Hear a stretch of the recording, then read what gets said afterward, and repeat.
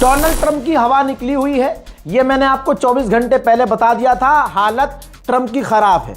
America के अंदर Trump के खिलाफ विरोध प्रदर्शन हो रहे हैं, विपक्ष की पार्टियां ट्रंप पर फट रही हैं। अमेरिका के ही दूसरे स्टेट के गवर्नर ट्रंप को अब गालियां बक रहे हैं कि ये क्या कर दिया, अमेरिका को जंग में घसीट दिया जबरदस्ती।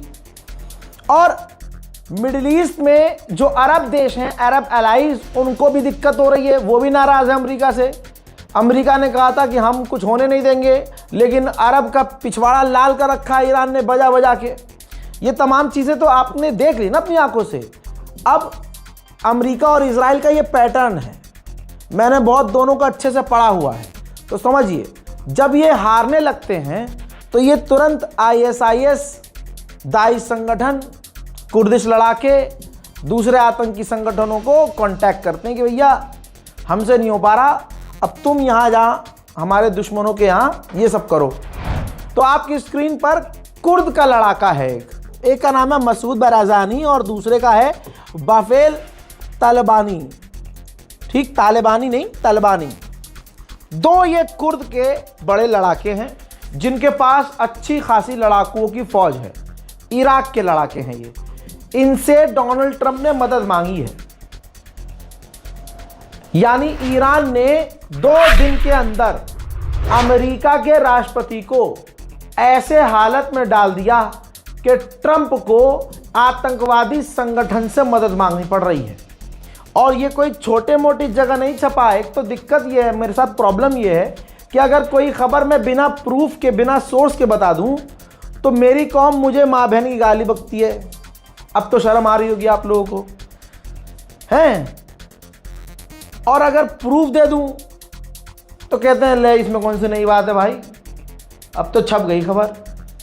तो जो रज़ाग्राफी के लॉयल सब्सक्राइबर हैं, मेरे लॉयल देखने वाले, मेरे वफादार, मुझसे प्यार करने वाले, मुझे दुआएं देने वाले, वो मुझ पर इतना यकीन रखें कि मुझे इतनी इजाज़त दे दीजिए, मुझे अपना इतना यकीन दे दीजिए कि भाई प्रूफ की ज़रूरत नहीं, रज़ा भाई जो तुम बोलोगे हम मानेंगे।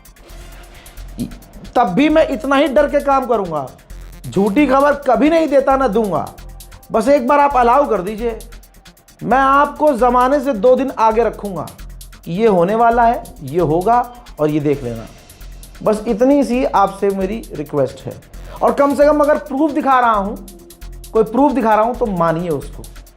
ऐसे बहुत सारे क्रिएटर्स हैं, बहुत सारे रीलबाज हैं और बहुत सारे यूट्यूबर्स हैं जो हमारा ही सोर्स, हमारी वीडियो देख के फट से अपनी वीडियो बना रहे हैं, लेकिन उसमें 4 बातें अपनी ऐड कर दे रहे हैं। इसलिए गुजारिश है, जितना मैं बोल रहा हूँ उतनी ही बातों को माना जाए। देखिए, तुर्की के विदेश मंत्री ने कह दिया है कि ये क्लियर है कि ईरान की रिजीम नहीं गिरी, नहीं गिर सकती। दोनों बात कही है, न गिरी है न गिर सकती है, ये दिख गया है। अब तुर्की के विदेश मंत्री ने यह भी कहा, बहुत सारी चीजें नजर आ रही हैं जिसमें हम देख रहे हैं कि अरब देश रिटेलिएट कर रहे हैं। बड़ी बात है, अरब देश रिटेलिएट मतलब अरब देश ईरान पर पलटवार कर रहे हैं।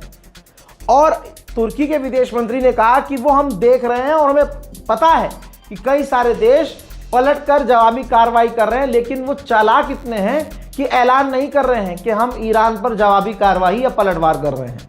तो आप समझ सकते हैं, ईरान अकेला एक तरह से पूरी दुनिया से लड़ रहा है।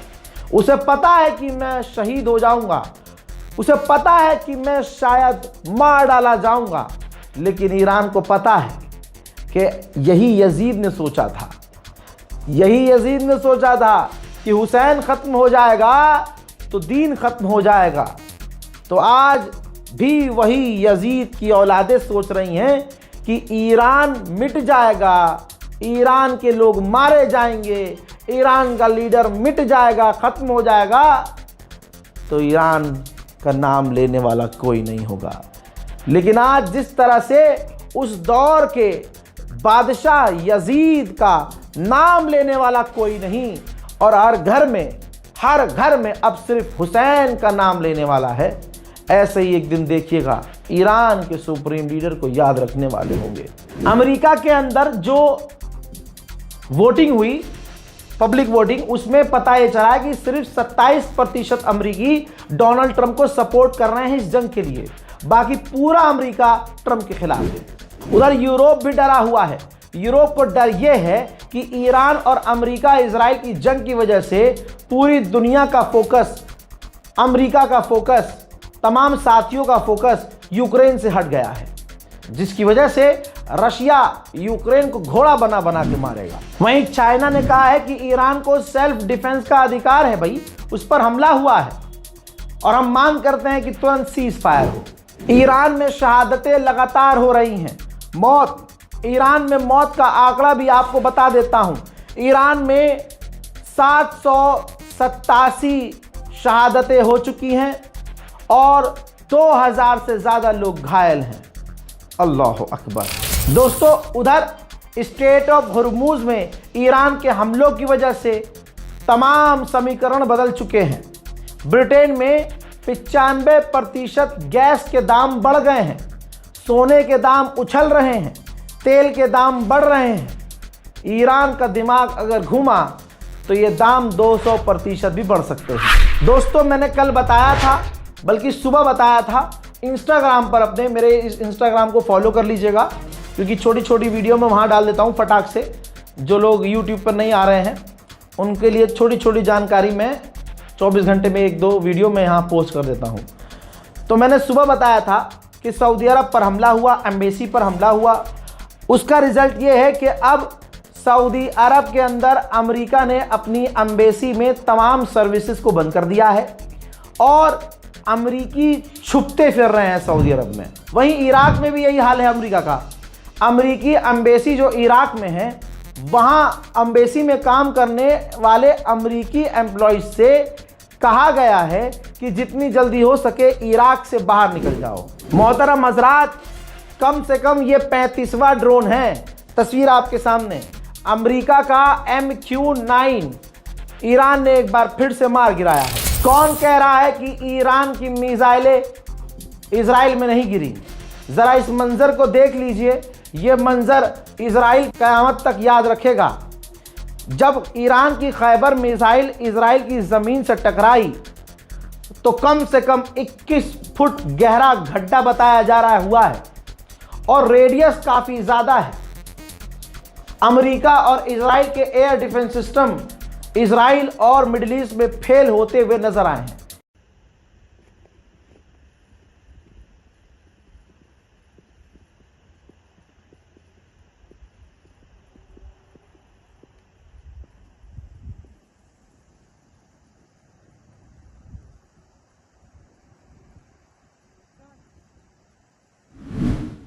रिपोर्ट ये कह रही है कि ईरान के खिलाफ टॉमहॉक मिसाइल बहुत ज़्यादा ईरान के खिलाफ यूज़ कर ली है अमेरिका ने, जबकि इसी टॉमहॉक को ज़्यादा बनाया गया था कि भविष्य में चीन के खिलाफ इस्तेमाल की जाएंगी।